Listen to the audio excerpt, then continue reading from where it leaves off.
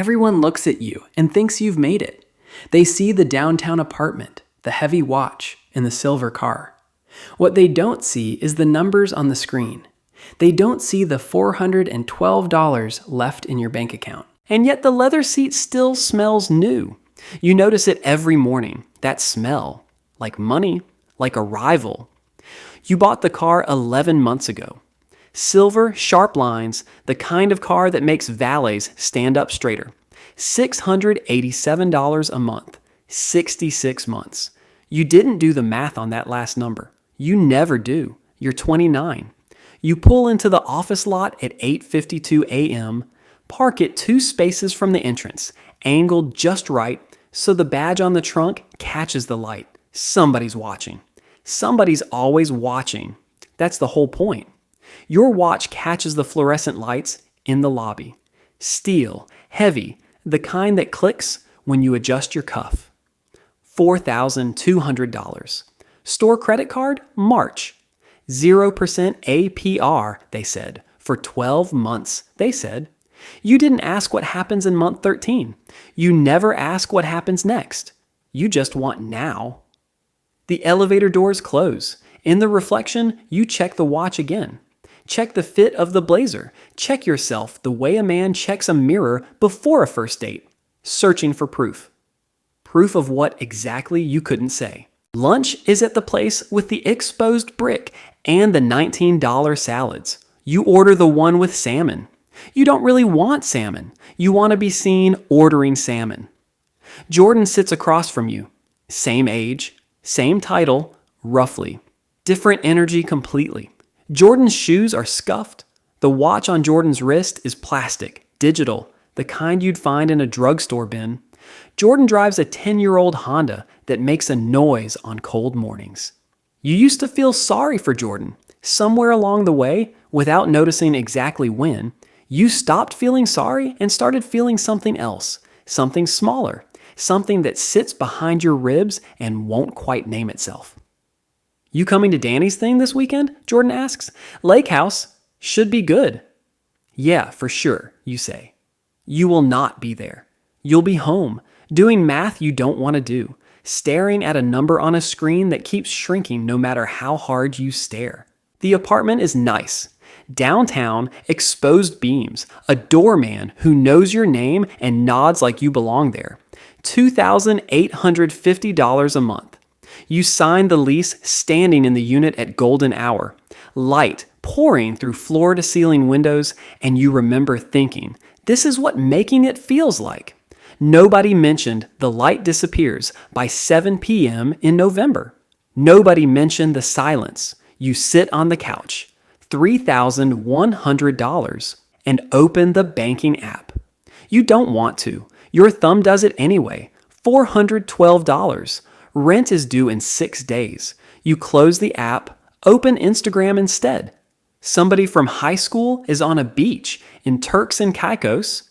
Somebody else just closed on a house. You like both posts? You post a photo of the watch, just the watch, resting on the marble countertop you're renting by the month. 41 likes by the time you fall asleep. The credit card statement comes on the 4th of the month. You've started dreading the 4th the way you used to dread report cards. $14,760. You don't remember spending $14,000. You remember spending $40 here, $90 there. A dinner, a jacket, a weekend in Miami that felt necessary at the time, the way water feels necessary. Minimum payment, $340. You pay it. You always pay the minimum. The minimum feels like control. It is the opposite of control. The interest sits there, patient, eating quietly in the background of your life like something living under the floorboards. Your mother calls on a Sunday. How's the new car? There's something in her voice, not judgment exactly. Worry wearing judgment's clothes. It's great, you say. Really great. You seem tired, she says. You are tired. Tired in a way sleep doesn't fix. The tired of running a race with no finish line, just other runners you keep glancing at, measuring your pace against theirs. You don't tell her about the $412. You don't tell her the watch is still on the credit card, month 9 of 12, and you haven't touched the balance because touching it means admitting something. "I'm fine, Mom," you say. You've said that sentence more in the last year than any other sentence in your life. 6 months pass like water through a fist. The 0% APR on the watch ends in March, just like the fine print always said it would. Nobody reads fine print when they're standing in a store under warm lighting, holding something that makes them feel like a different, better version of themselves. The new rate is 26.99%. You do the math this time. You have to. The car needs new brakes, $612. You put it on the card too. What choice do you have? The car has to run. The car is armor. The car is the thing that says you made it, even as it quietly bleeds you dry from the inside, month after month, a wound with a monthly due date. Jordan gets promoted. You hear about it secondhand, the way you hear most things now because you've stopped being close enough to hear things firsthand. You corner Jordan by the coffee machine, force a smile. "Congrats, man. Seriously." "Thanks," Jordan says. Doesn't gloat, doesn't even seem that excited, honestly, which somehow makes it worse. Later, you find out that Jordan bought a duplex last year, lives in one half, rents the other. The tenant's rent covers most of the mortgage.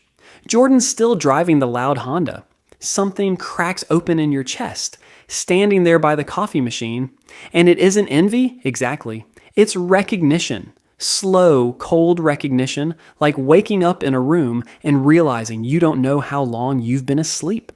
That night, you sit on the $3,100 couch in the apartment with the disappearing light, and you open every account. All of them. The ones you've been avoiding, like a doctor's appointment, you keep rescheduling. Total debt, $31,400. Savings, $210.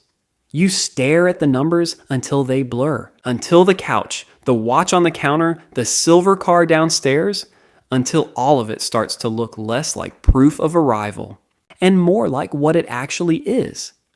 A costume, a very expensive, very convincing costume, rented one payment at a time for an audience that was never really watching that closely to begin with.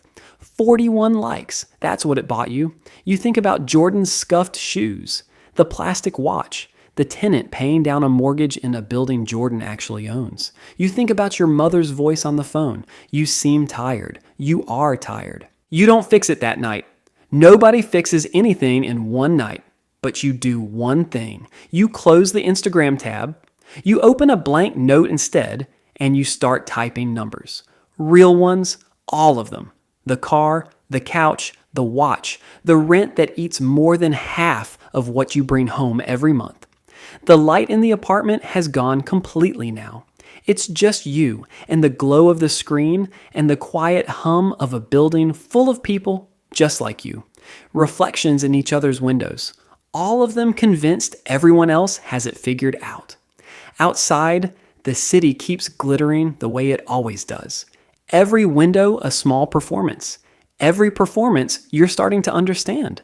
Running on borrowed light.